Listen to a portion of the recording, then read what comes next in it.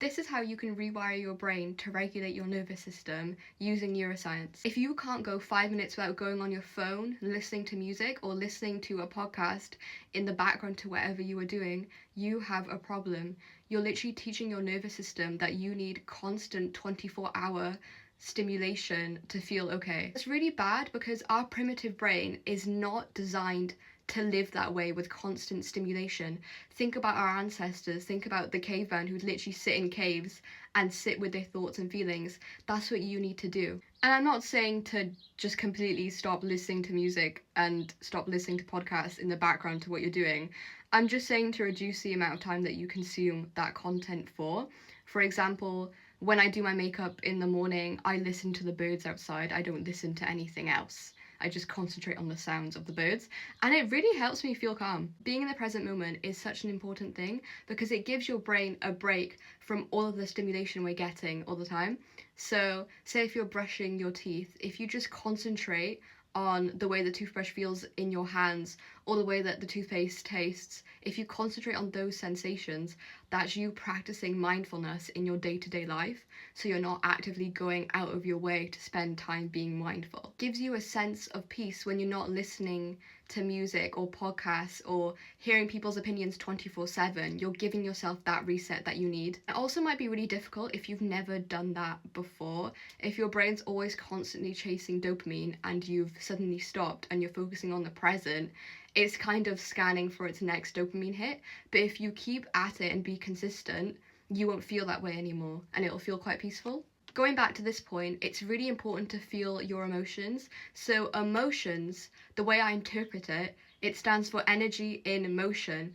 If you feel sad and you're trying to repress it and distract yourself, all of that energy that's moving in your body, where is that going? You need to release that energy by feeling how you feel. And studies show that even 90 seconds of feeling your emotions can reduce the emotion you're feeling significantly, and that's how you release it. I used to fall into this trap of intellectualizing my emotions. So if I felt sad, I would think to myself, why do I feel sad? What happened today that made me feel this way? But that's actually an avoidance mechanism because I'm not focusing on the feeling, I'm focusing on why I have that feeling. So it's important to feel the emotion first, let it all out. Then if you want to, you can go into, why am I feeling this way? What changes can I make in my life so I don't feel this way anymore? Do I surround myself around toxic people? Do I hate my job? Your emotions are trying to tell you that something is wrong. That's why we have them. Suppressing your emotions as well can make you chronically ill, especially in the case of autoimmune conditions. That's how I had a lot of my chronic pain issues, from just avoiding how I felt constantly. And I would also dismiss my emotions as well. So if I was upset about something and I knew what I was upset about, I would just think, it's so stupid that I'm upset about this thing, and I would ignore how I felt. So don't do that. You should validate how you feel and tell yourself that it's okay to feel how you feel, because you're a human being at the end of the day. Another thing is changing your outlook in life. So in neuroscience, there's a concept called predictive coding. And this means when your brain believes something, it looks for evidence to prove that belief is true. It also uses your beliefs to predict your future. For most of my life, I've been a very anxious person, and I've always felt like, you know, when you're going up a roller coaster and then you're about to go down and you're literally tensing your whole body and you're anticipating going down the roller coaster, I felt like that 24/7, just riddled with anxiety. And I always thought I couldn't change my mindset because a lot of my life experiences kind of reinforced that bad things would always happen to me. So the year that I became chronically ill, my brother also died, and I was dealing with loads of problems in my life. I thought I could never show my nervous system that it was safe. I thought I couldn't change my mindset, but you literally can. You can be whoever you want to be. Your past doesn't define your future. You can't spend your life looking down the rearview mirror. What has happened has happened.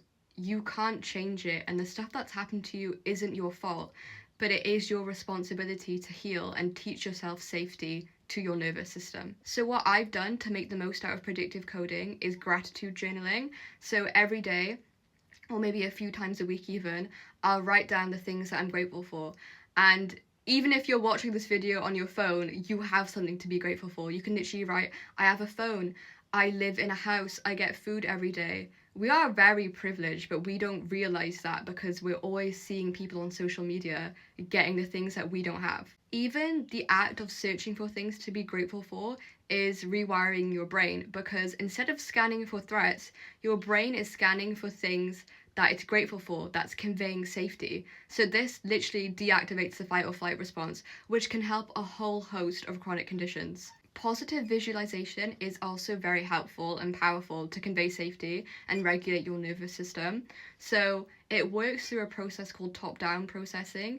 When you imagine something positive happening, for example, me doing well in my exams, your prefrontal cortex generates that image in your brain, and then the emotions associated with doing well in your exams get sent throughout your entire body. And this helps your nervous system predict calm moments instead of stress. If you keep doing this over time, you go from being in fight or flight 24/7 to activating the parasympathetic response. Another one is scheduling doom scrolling.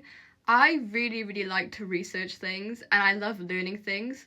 But when I was younger, I'd literally spend hours on TikTok learning things and just wasting my life because I wouldn't internalize any of it. What I do now is schedule doom scrolling. So I'll go, okay, I'm gonna have 40 minutes in the evening of doom scrolling, researching things that I want to learn, and that's it. So that way your brain gets a break and it's not constantly taking in new information and you're not overwhelming yourself. And it also helps for looping thoughts because my brain knows that, okay, I can think about this later. I don't need to think about it now. And it just helps you feel at peace and not have so many racing thoughts. So I hope this helps someone. If you have any questions, comment down below.